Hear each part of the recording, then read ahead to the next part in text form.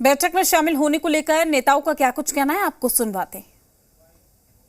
विपक्ष के सभी प्रमुख दलों की बैठक होनी है। इसमें आगे की रणनीति तैयार होगी, अधिकाधिक दल शामिल होंगे, उनके सभी प्रमुख नेता आएंगे। आने वाले समय में सभी स्थितियां स्पष्ट हो जाएंगी। लेकिन कुछ लोग पहले से कयास लगा रहे हैं। विरोधियों को यह बात पच नहीं रही है। भारतीय जनता पार्टी के लोग अंदर से सशंकित हैं कि जैसे महागठबंधन का स्वरूप बनाकर नीतीश कुमार जी ने बिहार से शंखनाद किया है, कहीं विपक्षी एकजुटता की शंखनाद उन्हें इतनी भारी न पड़ जाए कि केंद्र की सत्ता से वो बाहर चले जाए। भाजपा मुक्त भारत बनाने का संकल्प लिया जाएगा। अब कौन विपक्षी दलों के पार्टियों से कौन नेता आ रहे हैं, कौन नहीं आ रहे हैं, क्या क्या कार्यक्रम होगा, ये सारे चीज़ों की जानकारी महागठबंधन के शीर्ष नेतृत्व के द्वारा समय आने पर दे दी जाएगी। इस तरह से कोई कयास जो लगाए जा रहे हैं, उन कयासों पर कोई प्रतिक्रिया नहीं दिया जा सकता। एकता ये एक मजाक है। श्री नीतीश कुमार जी ये पिकनिक पार्टी कर रहे हैं। ये प्रधानमंत्री दौड़ प्रतियोगिता आयोजित किए हैं और उस प्रतियोगिता के अपने भी मुख्य प्रतिभागी हैं और एक से एक नायाब प्रतिभागी उसमें भाग लेंगे। लेकिन कांग्रेस पार्टी का न राहुल गांधी विदेश में राष्ट्रवाद को गाली पड़ रहे हैं और इधर जो है खड़गे साहब भी नहीं आ रहे हैं। तो बगैर कांग्रेस का कैसा विपक्षी एकता।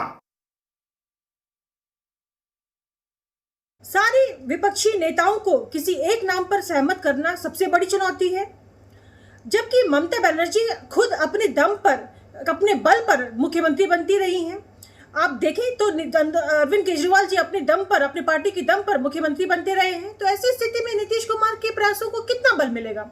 नीतीश कुमार जी हमेशा बैसाखी के सहारे ही मुख्यमंत्री बने हैं और अगर आप देखें तो अन्य दल के नेता, क्षेत्रीय छत्रप नेताओं को, नीतीश कुमार को अपने नेता कैसे मान लेंगे? तो जो बैठक होनी है विपक्षी दलों की, वो महज एक टी और कॉफी पार्टी बनकर सीमित रहेगी।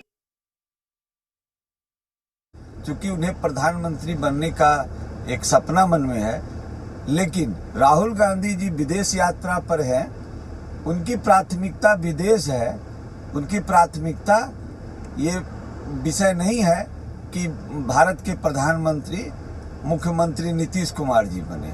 यह तो स्पष्ट देखने से झलक रहा है। इसलिए ये विपक्षी एकता बिल्कुल ही फेल है। तो देखिए, इस पर कई सवाल भी खड़े होते हैं। विपक्षी एकता पर नेताओं ने आखिर दूरी क्यों बना ली है, जबकि सीधे तौर पर लगातार कहा जा रहा है कि 12 जून को बैठक होगी, लेकिन बावजूद उसके नेताओं ने आखिर इस बैठक से दूरी क्यों बनाई? पहले से बैठक तय थी, फिर क्यों तैयार नहीं थे ये लोग? क्या विपक्ष में चल रहा है सिर्फ फुटबॉल? ये भी अपने आप में एक बड़ा सवाल खड़ा होता है। तो दूरी की वजह क्या है? चूंकि तमाम बातें कही जा रही है, लेकिन बड़ा सवाल यहाँ पर ये है कि जब ये बैठक पहले से तय है तो आखिर दूरियां क्यों बनाई जा रही है?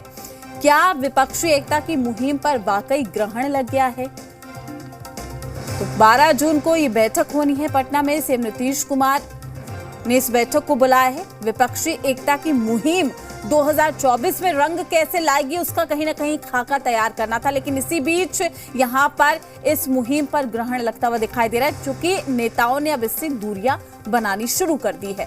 तमाम जानकारी के साथ पटना से हमारे सहयोगी रजनीश हमारे साथ जुड़ चुके हैं। रजनीश, लगातार सीएम नीतीश कुमार की जो कोशिश है, हम देख रहे हैं मुलाकातों का सिलसिला, बैठकों का सिलसिला, लेकिन 12 जून की बैठक को काफी अहम माना जा रहा था। ममता बनर्जी ने भी खुले तौर पर कहा कि मैं इस बैठक में हिस्सा लूंगी और ये बैठक कहीं ना कहीं संदेश देने की कोशिश थी 2024 के खाका तैयार होने को लेकर। लेकिन इसी बीच ये खबर है कि राहुल गांधी भी शामिल नहीं होंगे। हवाला दिया गया है कि विदेश यात्रा पर है और साथ ही खड़गे भी इसमें शामिल नहीं होंगे। क्या कहे, आखिर दूरियों की वजह क्या है?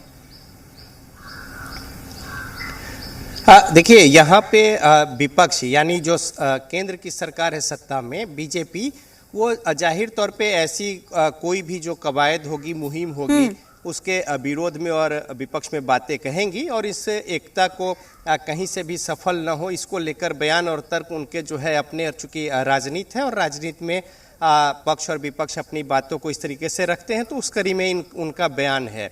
लेकिन एक बात यहाँ पे ये समझने को लेकर है कि 12 तारीख की जो विपक्षी एकता की बैठक है पटना में, वो कोई पहली बैठक और आखिरी बैठक नहीं है, लेकिन महत्वपूर्ण बैठक जरूर है। आप देखिए, इससे पहले आपने देखा होगा कि किस तरीके से जब मुख्यमंत्री नीतीश कुमार पश्चिम बंगाल गए थे और वहाँ के जो राज्य सचिवालय है नवान्न, वहाँ पे जब उनकी बैठक हुई थी ममता बनर्जी के साथ, तब भी जो बीजेपी के लोग हैं कई तरीके की बातों को कही थी, और साथ ही साथ तब ये सवाल उठाया गया था कि वहाँ पे कांग्रेस और लेफ्ट जो है वो विरोध में है टीएमसी के, और टीएमसी उनके विरोध में है, लिहाजा विपक्षी एकता संभव ही नहीं है। लेकिन अब जबकि ममता बनर्जी के जो बयान आए हैं वो बेहद सकारात्मक है और स्पष्ट उन्होंने कहा है कि केंद्र में वो कांग्रेस के साथ हैं। इसके अलावा कई राज्यों में भी, मध्य प्रदेश, गुजरात में वो समर्थन पहले ही कर चुकी है कांग्रेस का, तो इस तरीके से अब वो बातें खत्म हो गई। तो लिहाजा देखिए, जब बात आगे बढ़ती है तो अगर कोई ऑब्स्टेकल है, कोई आपस की कोई समस्या खींचतान है, तो धीरे धीरे वो दूर होती हैं। तो इस कड़ी में ये बैठक बहुत ही महत्वपूर्ण है। जहाँ तक कांग्रेस की बात है, प्रदेश अध्यक्ष अखिलेश सिंह से हमारी अभी जो बातें हुई हैं उसके अनुसार जो प्रतिनिधि वहाँ पे भेजे जाएंगे शीर्ष नेतृत्व की ओर से पार्टी के, वो वहाँ पे शामिल होंगे और फिर जो बातें निकल कर आएंगी उसके जरिए वो आगे बढ़ेंगे। तो एक सशक्त विपक्ष के तौर पे 2024 में बीजेपी के खिलाफ एक मजबूत घेराबंदी हो, गोलबंदी हो, इसकी कोशिश कवायद जो है वो चल रही है। साथ ही साथ ये भी कहा गया कांग्रेस की ओर से कि चूंकि उनकी ही पहल थी और मुख्यमंत्री नीतीश कुमार को इसके लिए तमाम सारी बातें हुई थी जब वो एनडीए में शामिल थे, और जब एनडीए वो छोड़ रहे थे उससे पहले भी सोनिया गांधी से मुख्यमंत्री नीतीश कुमार की बातें हुई थी, इसलिए इसमें कहीं कोई इफ बट जैसी सवाल नहीं है। तो लिहाजा अब देखना होगा कि 12 तारीख की बैठक में गणेश, लेकिन बड़ा सवाल यहाँ पर यह भी खड़ा होता है। देखिए, जानकारी ये भी निकलकर सामने आई कि कांग्रेस की ओर से ये भी कहा गया था कि बैठक की जो डेट है उसको आगे बढ़ाया जा सकता है। ये बैठक पहले से तय है, बावजूद उसके ममता बनर्जी के अलावा बाकी लोगों की अगर हम बात करें, बाकी शरद पवार की बात कर ले, हम तमाम विपक्षी नेताओं की बात कर ले, उनकी ओर से पुष्टि नहीं की गई है खुले तौर पर। यानी कि अभी भी हम ये कहें कि इस बैठक को लेकर, विपक्षी एकता की मुहिम को लेकर संकट बादल अभी भी मंडरा रहे हैं। देखिए, विपक्षी एकता को लेकर जो बैठक यहाँ पे होनी है उसमें करीब करीब 14-15 पार्टियों की जो कंसर्न है वो यहाँ पे कंफर्म हो चुके हैं, और इसी कड़ी में कोशिश जो है वो तमाम चल रही है। तो ये भी स्पष्ट हो जाएगा कि कौन कौन से लोग यहाँ पे शामिल हुए हैं, कौन लोग आए हैं, और जो लोग नहीं आए हैं तो फिर उसको लेकर क्या कुछ वजह है या बातें हैं, या कैसे फिर उनको अपने पाले में गोलबंद किया जाए विपक्ष के तौर पे। तो ये पूरी मुहिम होगी और यही तो कवायद है। और देखिए, राजनीति में ऐसा कुछ नहीं है कि कोई एक लकीर खींच दी गई और उस पर सहमति और बातें हो गई। तो राजनीति, और यही तो लोकतंत्र की खूबसूरती है कि अपनी बातें हैं, अपनी एक रिजिडनेस है और अपनी एक सीमा है, और उसी सीमा से कोई बाहर जा सकता है, नहीं जा सकता है, चूंकि वो भी जनप्रतिनिधि हैं और एक जो समुदाय वर्ग है उसका वो नेतृत्व करते हैं अपने क्षेत्र में या फिर समाज में, या तमाम सारी बातें हैं। तो ऐसे में उनके प्रति हर राजनीतिक पार्टियों की अपनी प्रतिबद्धता है, उनकी अपनी एक राजनीति है, बात है, सिद्धांत है, एक नीतियां हैं। तो लिहाजा अब ये देखना होगा कि विपक्षी एकता की मुहिम जो है वो किस तरीके से यहाँ पे रंग लाती है। जहाँ तक कांग्रेस की बात है, उनके जो अध्यक्ष है या फिर राहुल गांधी हैं वो शामिल नहीं होंगे, लेकिन कोई बड़े नेता प्रतिनिधि के तौर पे जो शीर्ष नेतृत्व जिन्हें मौका यहाँ पे देंगी वो उनकी ओर से उपस्थित होंगे, और फिर जो बातें होंगी उसको लेकर आगे बढ़ी जाएगी। तो लिहाजा इस लिहाज से महत्वपूर्ण है ये बैठक कि आगे एक गोलबंदी जो है बीजेपी के खिलाफ वो किस तरीके से मूर्त रूप लेती है, या फिर कहीं कोई समस्या आती है। तो बहरहाल ये देखने की बात होगी 12 तारीख को, लेकिन कोशिश से जो है वो चल रही है।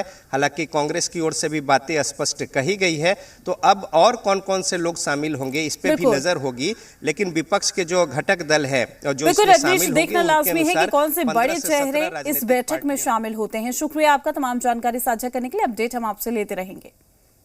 रुकते हैं छोटे से ब्रेक के लिए, जल्द हाजिर होंगे।